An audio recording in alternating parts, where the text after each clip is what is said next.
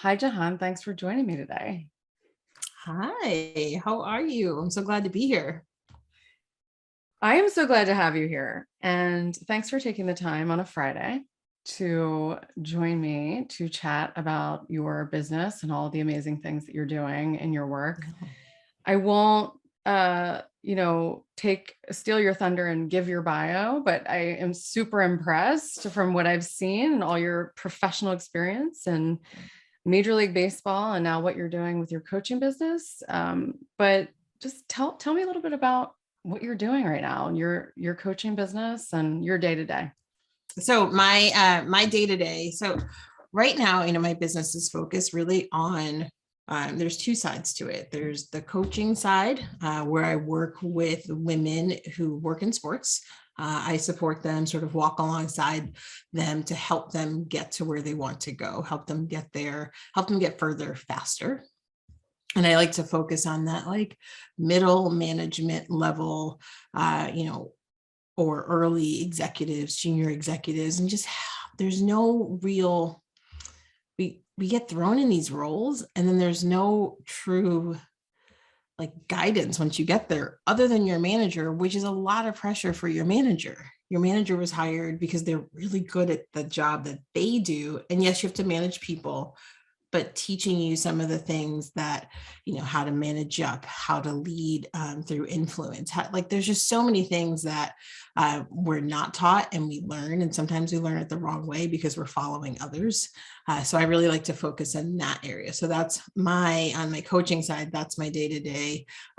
My clients have full access to me, email, Trello, we have all the platforms. And then we have sessions once a month. So a typical day is having sessions with my clients over Zoom, unless they're local. Then now that COVID is on its way out, question mark. Right. Hopefully we'll start meeting in person for the ones that are local. And then on the consulting side, the day to day is just taking on projects in the sports arena.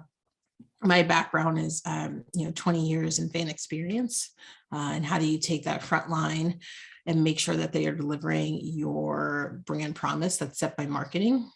So you got to kind of mix that operations in that marketing world. And so I take on special projects throughout the year, the ones that fuel my soul, if you will, like Superbowl, fun ones like that, and work on those projects as well. That's awesome. So you've got a couple revenue streams coming in, right? Which I love. Yeah. So you're finding the balance because, I understand that from my perspective, right? Too much of one thing, right, is never a good thing, right? And I like how you're running on two tracks with your Yeah. business. And I'm sure that one thing feeds into the other in a lot of ways. Maybe sometimes Yeah. I'm now speaking for you, so correct me if I'm wrong. Sometimes maybe the women that you coach help you, right? I find that sometimes with coaching is like sometimes a conversation that you have with someone that you're coaching ends up helping you in some way with the work that you're doing. Do you Yeah. ever find that? Yeah. Yeah, absolutely. And the different, frameworks and models that we work within, sometimes, I find myself at like a crossroads with something or I'm frustrated with something. And I'm like, oh, well, you know exactly what you need to do. You know what you would tell your client. So go put in the work and figure out what's going on with this. And I do. So it's nice. And then I get that inspiration from not only like my podcast guests, but also just my clients as they push through whatever it is they're going through, and push through obstacles, come out on the other end just happy as can be because they put in the work and they've gotten what they want, what they wanted out of it. Yeah. So let's talk a little bit about coaching, particularly in this business. So you are specifically coaching exclusively women, right? Mm-hmm. In the sports business. Is it mostly team business? Is it sort of broader than that? Yeah, my focus from a branding standpoint is, I help women who work in sports level up in their career. Now, Having said that, my branding and my messaging speaks to more than just women. So I will take on clients who are just not female. That's fine. Like I'm happy to, and I'm flattered that they identify with my messaging. And it also goes beyond like the sports world too. So there's a lot of things that are adjacent. When you think of just overall hospitality, I get a lot of food and beverage folks who are running things at a really high level, and that's a fast paced place. And there is like the development side, like they're like, what is that? So I find that, people from hospitality come to me as well. And, I've had a couple of women who have messaged me. They're like, I love your podcast. I'm in government, and it is literally everything you're saying. Just take out the word sports and put in government, and it's the same thing. And it applies to me. So it's a great compliment. Right. Yeah. And so I love that you're not exclusively women, but mostly women, and not opposed to women outside the sports business, even though I think that's probably where most of your clients sit. But I feel the same way. Do you ever wonder if you should expand your niche? Not yet. Okay. It's something that, because I right now I have the best of both worlds. And as I grow my brands, I'm like, I know who I want to target. And if that brings in other people, that brings in however you identify, come, all are welcome, right? I am not one to exclude people, especially being in a group that is traditionally marginalized, right? So Black people can't see me if they're listening to this, like a Black woman. So I can't, the word exclusive doesn't, you know what I mean? Like I have to include you, but it's like a bad, yeah. So exactly. So I think that for now, my messaging will remain the same. I think as I grow, I want to reevaluate and figure, like, this program keeps evolving. And so the more it evolves, and we'll see. So it's one of those never say never sort of situations. right. Yeah. For now, that's a good answer.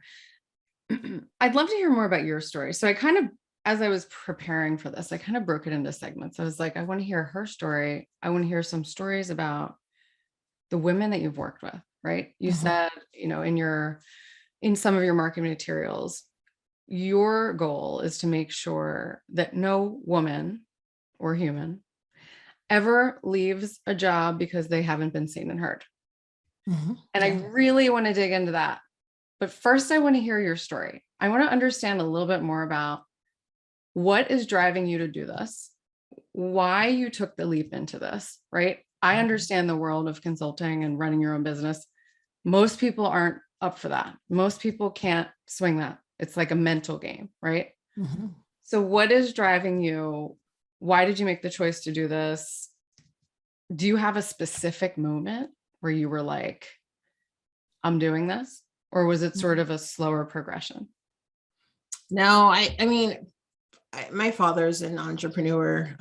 He's since retired, but I think that that's what started it. And like, my family really knows me better than I know myself, which is really annoying, but whatever.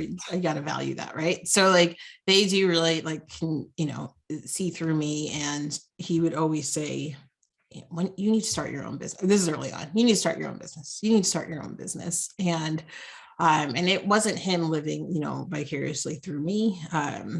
It was just really him just saying, you don't like having a boss. You don't like, I even thought about franchising my favorite fitness studio. And I still have that on my radar, but for later. But he was like, you don't do well with rules. I really don't. And you don't do well with these frameworks and things you have to stay within. So why do you keep going back? And so those are things he said to me, over the course of many years. And so that it was just always ingrained in me that I had something more than just being a 9-to-5er or in our case in sports, you know, if you're working for a team, a 15-hour day, right? Like there's Whenever, or right. Like, yeah, that wasn't for, you know, I knew that wasn't for me, but I also really enjoyed sports. I grew up playing sports. I started playing soccer when I was 3, according to my parents. You know, I didn't understand. I played all through college. So I didn't understand like what it meant to like leave what you've always known, but leave it completely, right? Like there could be a different form of it, but like it didn't like really make sense to me. So I, you know, everyone is like always like, oh, you have your master's. What they don't know is I have my master's because I was like, oh, I have to get a job. I'm not going into finance. I'm not going into like, I don't know what I want to do, which is usually what people know by the time they graduate. And I was like, I want to work in sports, but I don't know how to make that happen. I'm going to go get my master's. So I went and got my master's and moved to Boston. And, you know, long story short, I was in the right place at the right time in terms of I saw an ad on TV about getting a job with the Red Sox. And it like spoke to me. And the man who was talking, I was like, you don't know me, but you're going to hire me. And 4,000 people applied for this part-time job, which is crazy. And they hired 25 of us.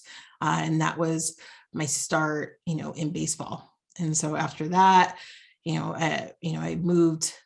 I loved the department. I loved the work we were doing. It was, you know, we were the liaison between the fans and the front office. And I loved it so much that I didn't want to leave. And I stayed for 7, 8 years, made no money. Like looking back, I'm like, oh my gosh, like, yeah, this is why my 401k is where it is right now. Like, it's just kind of crazy, but like, I wouldn't change it for the world because I had such an incredible experience. And I wasn't ready to, I thought about going on my own, but only when I was frustrated. Right. And so that wasn't the time to do it. I was like, no, you're going to regret it. And so then I went to the Dodgers. Then I came here to the Cubs, Chicago, to work for the Cubs, and all under that. That's where I really built up my fan experience portfolio, if you will. And when I met my husband here, that's when I said, I'm really tired of moving around. I was not tired before that, but then I was like, I just kind of want to stay here and hang out. This is fun. And I feel like I have a partner and all this. So like, I kind of want to just stay here for a while and see what happens. And so, gosh, that was a long time ago, 5, 6. Well, we met 8 years ago. Anyway, so I decided that, you know, I think it's time and take that leap of faith. Got some advice, and it's validated my fears. They were like, you should really get, you know, older white man, and you should really get some consulting experience before you go out and consult. And I listened. And so I got a job at Deloitte, which is really, I'm still honored that I got that job. I wear that as a badge of honor for sure. And it wasn't for me. I did not need to go. I did not need to work there. I'm not one for structure. Like my dad could have told me that, you know what I mean? Like, he's like, don't. Yeah. When you said that, I was like, ooh. Yeah, it was not, I was not. And I never talk poorly of Deloitte because they are obviously like, they don't need my praise, but they're a great place to go. A great place if you want structure, and a great place to go if you want to understand where you start and where you're going to be year after year. The progression, like they map it out for you. It's beautiful. It's not for me. So that's when I said to myself, I'm not staying here, but I can leave once I have a client. Need to be financially responsible. So I left when I got my first client, and that was getting to work on Superbowl and Pro Bowl. Wow. Yeah. So now coming up on my like 7th Super Bowl, which is pretty cool. So you got your first client was the Super Bowl. Yeah. Okay. I was working on Super Bowl and Pro like Bowl. A big deal. Yeah. Like the biggest sports event in the country. Yeah, it was a big deal. And it's funny, I never really felt like, I knew it was a big deal, but like, I just kind of felt like it just seemed right. Like, oh yeah, all right, I'll do this. That sounds perfect. Like, that's my world. So it didn't feel like, you know, like I was in a deer in headlights. I was like, oh, this is my world. Okay. Super Bowl, got it. Like done 2 World Series. Like, this will be fun. This is the right fit for me. That's awesome. Yeah. So that's awesome. So you always sort of had it there. Your dad was an entrepreneur. So was mine. I love Yes. that. And that was Yeah. it's so much of what we hear now is if you can see it, you can be it. And you hear it over and over and over. And in our case, it was a parent, right? It was, if they can do it, then I can do it. But what am I going to do? That was always me. It was, well, what am I going to do? What's going to be my business? And I was always sort of racking my brain and trying to figure out. And just like you said, waiting for the right time, but doing it in a smart way. So you had a safety net. You left the job. You had a client, right? So, Yeah. and this is just like lessons learned from entrepreneurs who took the leap. Taking the leap with no safety net, that's something that would keep me up at night, right? I think people Yeah. do it. I don't know how they do that. Absolutely. I really don't. Yeah. Yeah.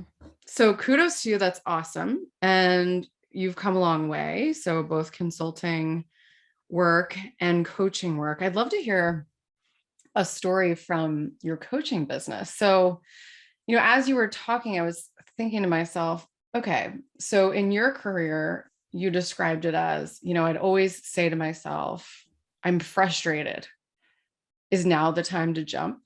And so I think to myself, as you're working with clients, where are the pain points? What are those moments, right? And it kind of like takes me to this whole other level where it's like, why do women leave? Right.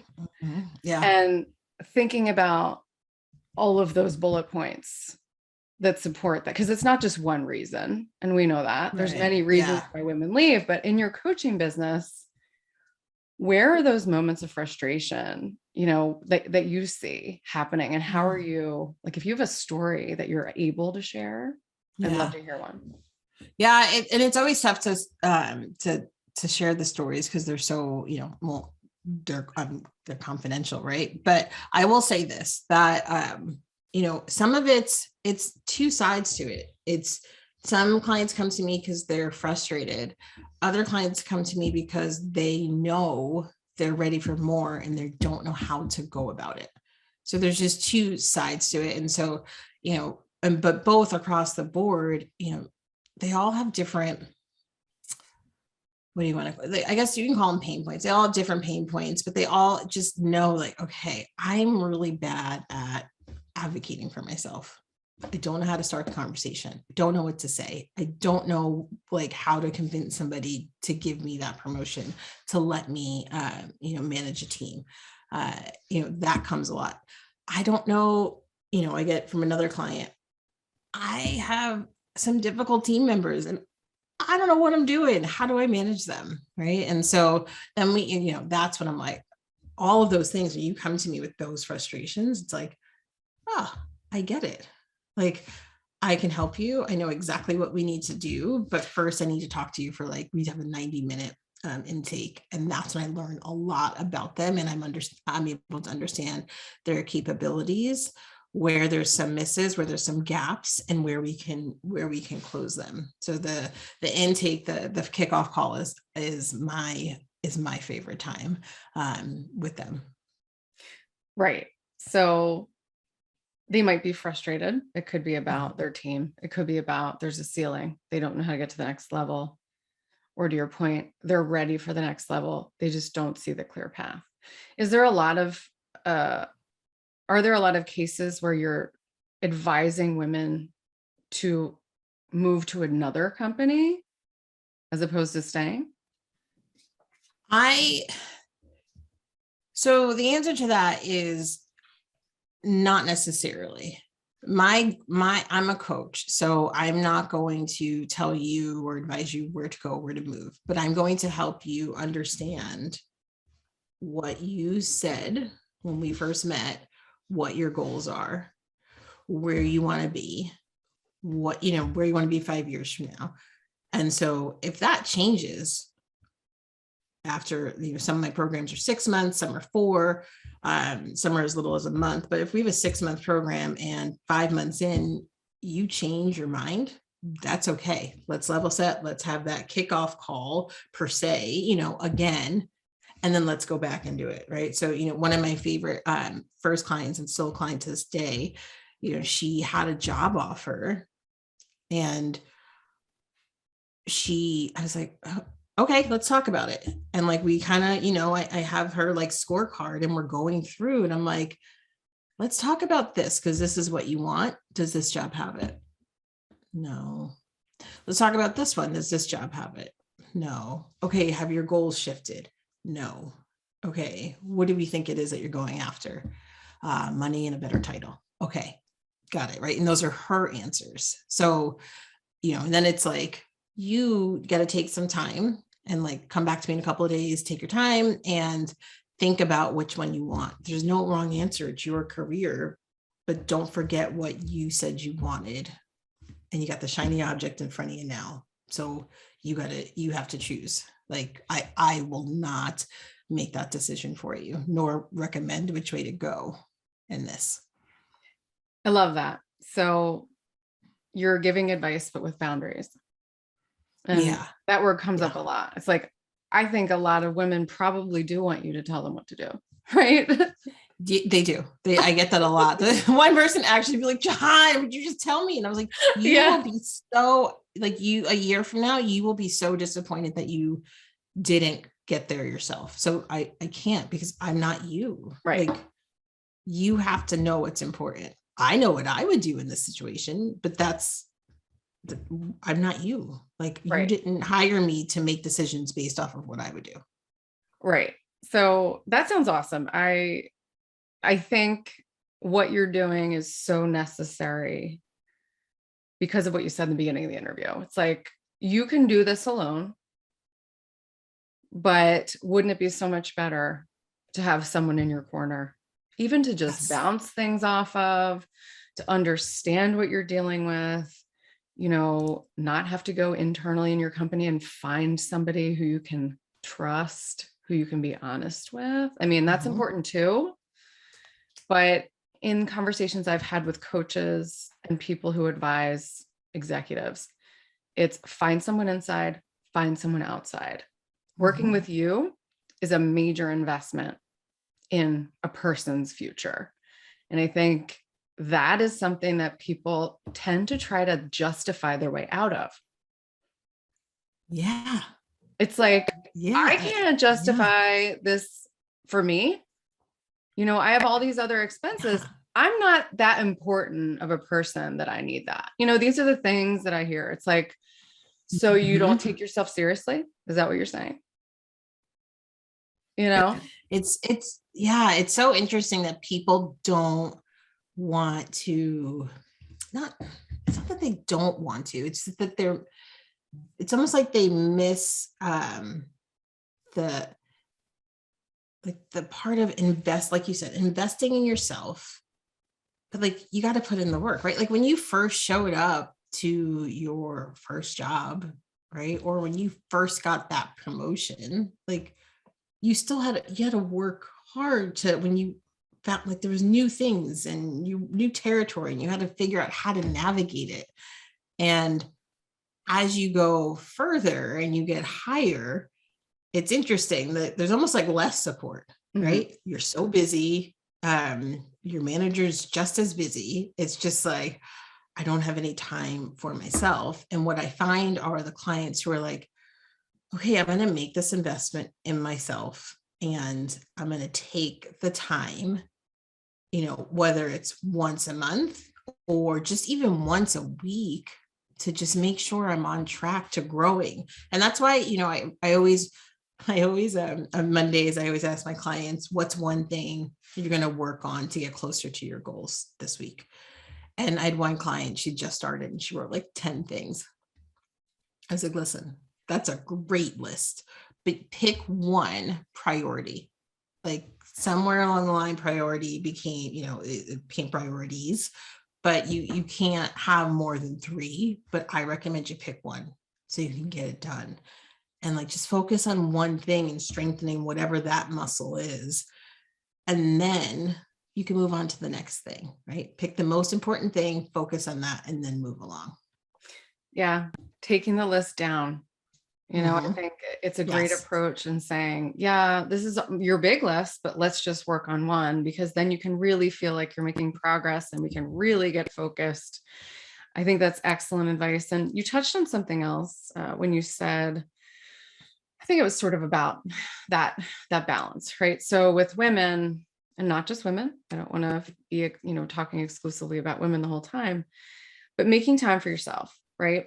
Investing time in yourself is so important. And you mentioned that part of what works for you and owning your own business is that you get to carve out time for traveling and for the things that you love. And I think it's a great sort of walk the walk example, right? Because it's, you're doing that in your business, you're drawing your boundaries, you're creating your own schedule, you're creating your own destiny, and you're coaching women to say the same thing. It's like, okay, what's important to you on a weekly basis? And if your growth is important to you, well, then you 100% have to find time to focus on that. Because if you don't literally put it on your calendar, like if you don't literally schedule out your visits to the gym or when you're going to travel and when you're going to visit family, and if you can't find that, it's a constant struggle. So it's the same thing with coaching, right? Yes. Yeah. Absolutely. It's difficult, right? Like, I know I haven't been to the gym in forever. Like, however, that's not the priority right now. Some other things are. So, like I'll get there, but you have to figure out what's your priority and be very clear what matters most to you. And if your career isn't the most important thing to you at this time, like that's okay. And you don't want to invest time in it. You rather invest time in other things. That's also okay. Like, it doesn't have to be. I never forget, somebody came to my office and said to me, she goes, I don't want to be like you. I'm like, yeah, I'm a little confused. You're going to have to say more. She's like, I am doing this job. She was full-time. She's like, I'm doing this job now, but I want to eventually be a mom and I don't want to work. And I'm like, okay, that's allowed. Fine. Totally fine. That is allowed. It is okay. We are different, and that's great. Yeah. But tell me about travel. So why is that important to you? And where have you been?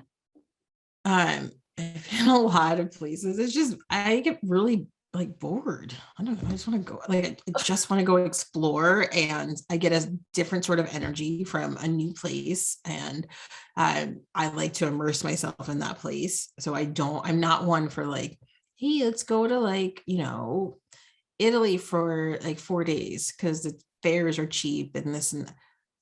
I'm sorry. If I'm going to go to Europe, anywhere, I'm going to go for at least 2 weeks. Like, it's a non-negotiable for me. Like, and I want to immerse myself, and that's not enough time, but the nature of my job, time zone difference, I have to, right? So I just like the energy of being in different places. And we've gone to something like last year, right before COVID, we went to Switzerland and Austria, and it was like, we keep talking about it. Like, it was magical. It was such a perfect place. And I think it was, gosh, oh no, it was my husband hadn't left the country when we met, so it's really fun to take him all over the place to all these new places. Like, I took him to Amsterdam, London, and then like right here in our own country is just even like, it's just so beautiful. So I've been taking advantage a lot since COVID. I got to spend 2 months in South Carolina in Hilton Head because we could work from anywhere, which was fantastic. Going out to Washington State, and just like, I love to hike. So all those things they re-energize me, but they also it's nice that I can do those things and work. So I don't have to carve out a vacation. I don't have to, unless I want to. I can just say, okay, I'm going to go work from, Issaquah, which is in Washington State, for a month because I really liked that area, and kind of just stay and have fun. Sounds fabulous. And so everything you're doing works for you. I keep going back to what you said about what your dad said. You're like, he saw right through me, and he's like, you don't like following certain rules. I completely identify with that. When we talk about travel, it reminds me of a conversation I had with a boss when I was working in the industry. And I was like, look, here's the deal. I'm getting married and I'm going to Europe for 2 weeks. And he's like, well, people don't leave for 2 weeks. You can't go for 2 weeks in a row. You can't go for that long. And I was like, what do you mean? I have 2 weeks vacation. I'd like to go for 2 weeks. And it was like this problem. And it was one of those moments in my life where I was like, I don't know if this is for me. If I have to fight over my 2 weeks, which by the way, aren't enough, like I have major issues. So, again, congrats to you for designing your own world. And yes, and thank you to, and I don't like to say thank you to COVID, but one of the silver linings of COVID is, go to North Carolina for 2 months, work from wherever. The freedom level definitely increased for those of us who were able to be mobile. In my case, now I have 3 young kids and it was just like not happening. I was like stuck in my house. I don't have any children except my 2 fur babies. So like I have that flexibility, and that's a choice that we consciously made. Just it's not for us. And I was like, oh, we literally can go anywhere. But I also feel your pain on that. Oh no, you can't go back to back for 2 weeks. I think the worst part about asking for vacation was like, I don't know how to articulate this. I'm just going to say what's on my mind, but it was like, oh yeah, you deserve it. Yes. Take your 5 days. And when you come back, be ready to work. Like, what is that? Like, go disconnect and recharge and do all the things you need to do so you can come back ready to work. And I was like, this doesn't like, oh, so I should go on vacation so I can be a better employee. And like, right. There is truth to that, but there was no like, I was like, it has nothing to do, like, yes, it has a lot to do with work, and it's PTO. So, okay, I get that. But I would hate when any manager would say that to me. And I'm like, it just seemed really undermined. It would like, just seems, there's something about it, and I don't have the right words for it, but it just literally drove me insane. Go back, you deserve it. And when you get back, get ready to work. Yeah, it doesn't feel good. First of all, 5 days isn't enough. It's, for me, 5 days is like the warm up to the vacation. I find myself, if I'm away, it takes me 3 to 5 days to unwind. We're the same person. Then when I get to that point where I forget what day it is, that's the moment I know I'm like, I'm on vacation when I forget what day of the week it is. Mm-hmm. Then I need another week. Right. So that was, and I it's a constant struggle dealing with those constraints and not having that flexibility and that freedom to say, well, part of my life and part of my passion is seeing other places and experiencing other cultures. And in these roles, I just simply can't do it. I simply can't do it. So how long does that last, and how far does that go? And how can I find a way to do it? So again, congrats, you found a way to do it. You're doing it. Yeah. Thank you. Yeah. All right. So fun fact, you have 2 World Series rings. I thought you were going to put me on the spot and ask me a fun fact. I was like, I got nothing. No, you gave me a fun fact. You gave me a fun fact. You already know it. Yeah. So I'd love to hear about kind of, a little bit philosophical. What does it mean to you that you have not 1, you have 2 World Series rings in your possession? I mean, there's so much emotion. Like they're in their nice case and box and all that stuff. And like, when you open it, like, I'm just like, oh my God, like there's so much emotion around those 2 rings. And, I was part-time, but full-time hours for 2004. And then 2007. And so I got one. And then in 2007, I was full-time. And so when you were part-time, but made the threshold, whatever that was, you got the large. And when you were full-time, you had the choice between the large and the jumbo. So it's funny, I have a large ring, and they're still ridiculously big, but I have a large ring and a jumbo ring. And it just reminds me like how far I came, like are you kidding? I was part of the World Series. And then how kind the front office, ownership was to fly us all out to St. Louis for 04 and then Denver for 07. I believe that's the order it went, something like that. But it was just an incredible moment. And then like just being a part of the parade, just, in Boston, fans are, it's a different breed out there. And so just being a part of that parade and just watching everybody and like being in the duck boats, so we had the parade in and, just all those memories and all that hard work that we put in. And just like, it was just one of those things that I don't know that I'll ever fully be able to explain to somebody how it feels, because it's just, not to sound like silly, but it was literally magical. Like it was just like all the things that ensued from that point on were just incredible. Yeah, I can imagine the flood of memories when you look at the rings. I'm cracking up because first you were like, well, I got the large. I was like, well, isn't that the biggest one?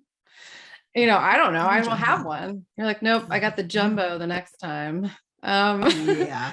But the other thing that comes up for me, I've been in and around the business. My husband has worked in the business. My husband worked, he's in facility side, so like GM side of facilities, and was with the Flyers organization, traveling back and forth during playoff runs. And it also comes to mind for me is like the total exhaustion that you experience when your team gets that far. And then you win the championship. I actually had, when the Phillies, I'm in Philly, when the Phillies won the World Series, and was it 08? Was it 10? I can't remember. 10, I think. I had someone from the Phillies sleeping on my couch because I lived close to the venue. And my perspective was like, okay, she showed up here at midnight. She's gone before I leave. They better win this thing. You know what I mean? And that's the kind of thing that comes to mind for me when I think about like what all, not just like the end result and the magic that happens, but all of the work that goes in to that run to the championship, right? It's nonstop.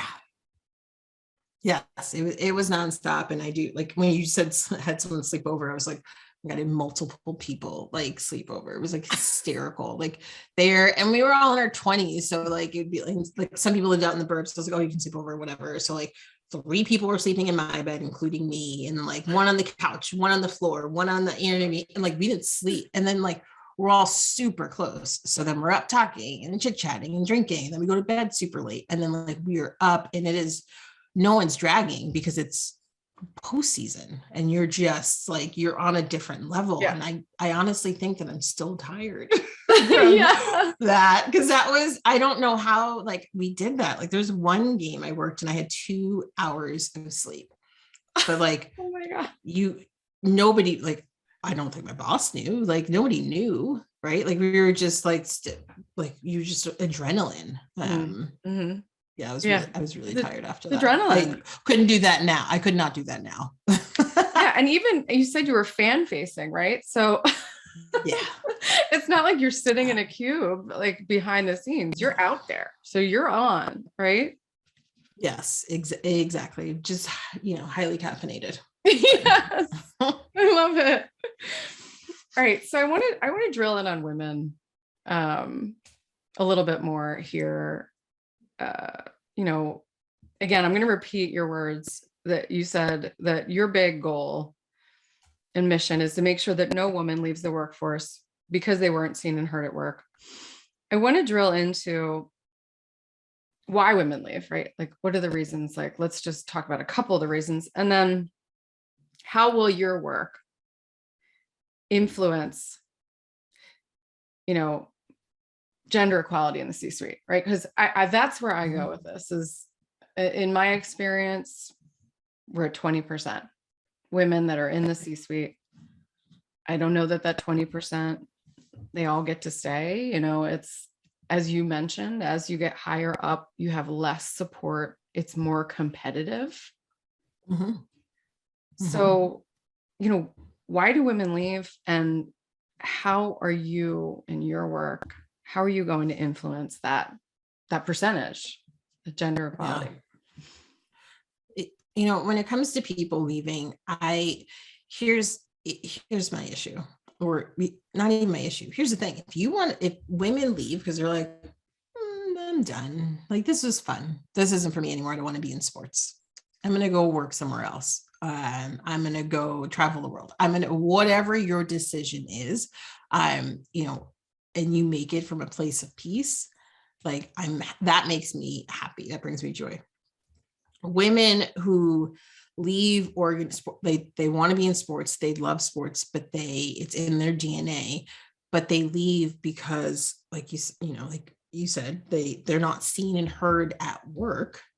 Well, then we have a problem, because it's so crazy to think like one organization, one manager, right, and some other key players can influence your career in such a negative way. And I see it time and time again. And I see people who keep fighting, and I see people who just give up because they're like, this isn't worth it for me. And my thing is that little bubble that you're in is not necessarily like the entire sports world, right? Like, I've interviewed women who I've asked them about their experience in, male dominated industries. And they're like, oh, I've had all female bosses and I've had great communities and it's been amazing. Right. And so then you switch gears and you look over to, my client who is just getting crushed by internal politics, by men who will not see things in a different way out of fear from them being relevant. Right. And so won't listen to what my client's trying to implement. So those things, that person, you have so much talent. Like, it literally, like, I'm like hot right now because it makes me so angry, but like, I don't want you to leave without getting some support. And the great thing about it is you might be up against some people. We won't generalize and say men, because sometimes it's women. You might be up against some really big roadblocks, but you may be able to go to HR and get your, we'll call it professional development. I mean, exactly what it is, paid for. I'm right. And so now you're not investing in yourself to deal with some of the, let's just say what they are, pain in the asses in the organization, who are just, keeping you under their thumb. Like, you can actually get help for professional development. Come to me. Okay, let's talk about it. I can help you when it comes to, dealing with people who say, we've always done it this way. I can help, we're going to come up with all these strategies on how to move you forward, so you are seen and heard at work. And then you can make that decision whether or not you want to stay there from a place of like peace. Like, I have tried all the things. I have tried all these different strategies. What I've learned is this organization doesn't want to grow. It's not the place for me. I'm going to go look somewhere else, instead of just leaving the industry, period, that you love so much. Because in that moment of frustration, when you leave, there's going to be a sense of relief and you're going to feel good. But I don't want you to look back and be like, I wish I stayed. Should I have fought harder? Should I want, like I just wanted to be from a place of peace, not because you had really bad management. Yeah. And I think too, there's a fear of failure that, I'm looking at this a little bit from my personal perspective, and there's something else you touched on too, where you said it's not always men, sometimes it's women. Yes, women at the highest level can be worse because it's so highly competitive, which is part of my mission, is like, hey, let's support each other. In my time in the industry, there was a lot of that. It was actually, the women that you think you can go rely on, that there's not time for that. This is too competitive. I've worked so hard to get myself here. I'm not doing anybody any favors. there's that. But fear of failure, when you're a person who wants to stay in the business, who is hungry to get to the top, and you have a child and you take leave,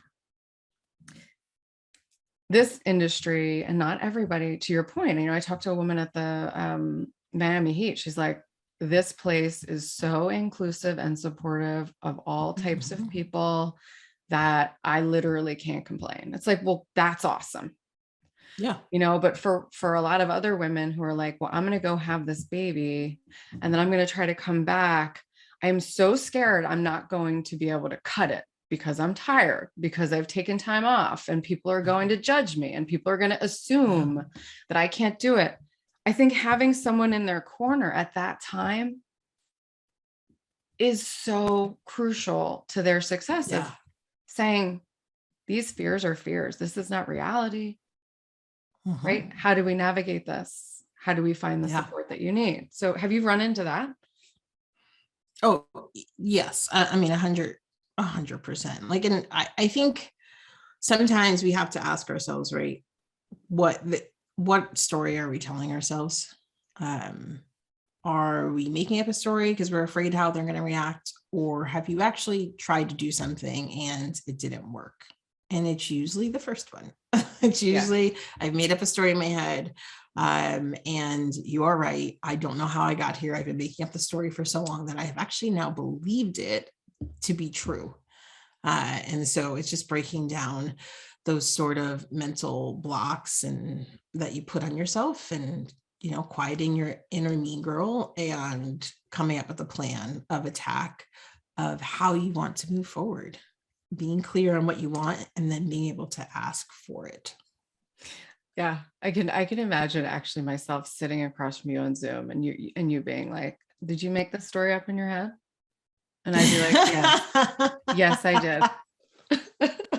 And that would be literally all I would need, right? But I think it's common. I think it's really, really common. I think there's a lot of fear that goes into why women leave in a lot of cases. But this is awesome. What you're doing is awesome. Thank you. So hopefully, anybody who listens, this is a great opportunity to work with someone who gets it, right? You worked in the business for almost 20 years. You still work in the business. You're still consulting. You're still very well connected. You have the skills, you have the mindset. So I want to thank you for, taking the time. But before we go, I want to ask you, Wins is built on celebrating, wins together for women in the business. What wins are you working toward right now? Personal wins, professional wins. How can we help you and support you as you get there? What wins am I working towards? Let's see. Oof. I don't even know where to start. I think right now a win that I'm working towards is trying to help. This is actually a big one. It's trying to help women who would like support beyond a mentor, right? Somebody who is there for them, unlimited, resource. You can't call your mentor all the time, right? Like, you know what I mean? So like having someone who gives you unlimited access, having somebody who has structured strategy sessions with you. A lot of organizations have a professional development budget. And there's dollars there to be used, but no one thinks there's no email going out about it, right? No one's talking about it. So the win that I am looking for is really just helping women realize I can ask for professional development. And whether you use me or not as the coach is not it. That's not it. It's finding out that those dollars exist, finding out you can use them, and then going to use them. You have to think about coaches like Tiger Woods. Tiger Woods has a coach, right? Like look at Tiger Woods and his whole life, he has had a coach. So like having a coach, and I, growing up playing soccer, I loved having a coach too. Having a coach, a career coach, a career development coach, a leadership development coach, which I also do, it is only going to help you go further, faster. I love the point of enlighten women, get inside the organizations, uncover the budgets that exist for professional development, and give women the tools and the courage to ask about it. I think that is a big win. Yeah. So that's what I'm working towards, just putting some stuff together so I can just help, like you said, enlighten people, or said differently, just empower them with this knowledge. Hey, this exists. If you want support, let's go, whether you work with me or not, but you should at least know it's here. Yeah. And how about personally, you have any trips planned? Do you have any kind of like, dream trips that are on the docket? I do have a big trip in October, but here's the deal. I don't want to jinx it, so I'm not going to talk about it. Okay, we're not going to talk about it. Yes, because I've talked about my other trips and they've all been canceled. Bigger, like big, international trips. But no, I actually this year, I think when I got my first vaccine shot, I came home and booked like 4 domestic trips. And I booked 2 road trips.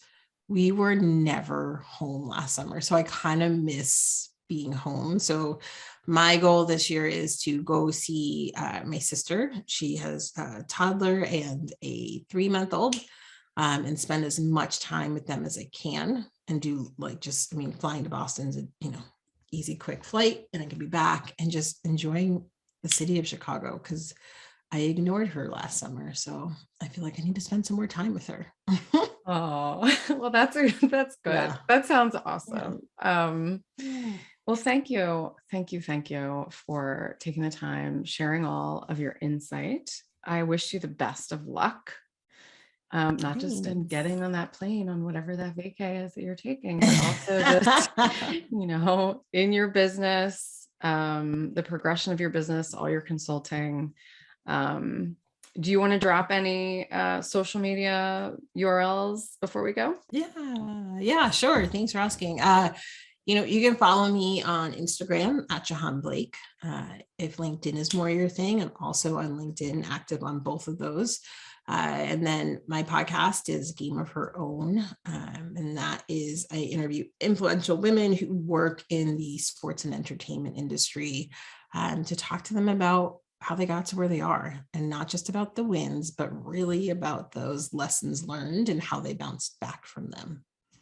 Yes. Game of Her Own. Listen to that. Yeah. And check out Jahaan on social. Check out her coaching business. Do it. Invest in yourself. Yes. That's on my website, jahaanblake.com. All right. Well, thanks again, and have an awesome weekend. Thank you. You too.